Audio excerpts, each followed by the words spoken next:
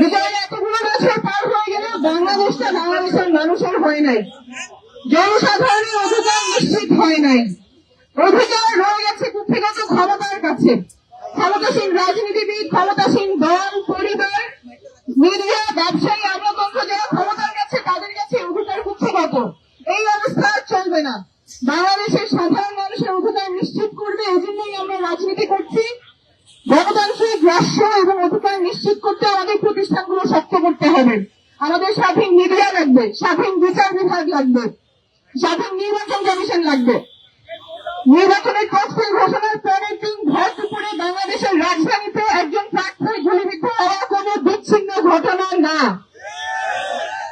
যে নির্বাচন কমিশন এমন একটা আইনশৃঙ্খলা পরিস্থিতির অবনতিকে বিচ্ছিন্ন ঘটনা বলছে, এটাকে নর্মালাইজ করার চেষ্টা করছেন, তারা কিভাবে একটা ভালো নির্বাচন আয়োজন করবে? ওসমান হাতের জন্য আমরা সহানুভূতি চাই না, আমরা বিচার চাই। অপরাধ হচ্ছে সেই কোথায় কখনের মধ্যে গ্রেপ্তার হবে, আমরা এগুলোর সুষ্ঠু উত্তর চাই। বিচার বিভাগ স্বাধীন হতে হবে, মিডিয়া স্বাধীন হতে হবে। মিথ্যাকে আমরা প্রতিহত করবো সত্য দিয়ে, এবং এই লড়াইয়ে আপনি আমি একসাথে থাকলে এই লড়াইটা আমরা জিতবো। ইনশাআল্লাহ। ধন্যবাদ।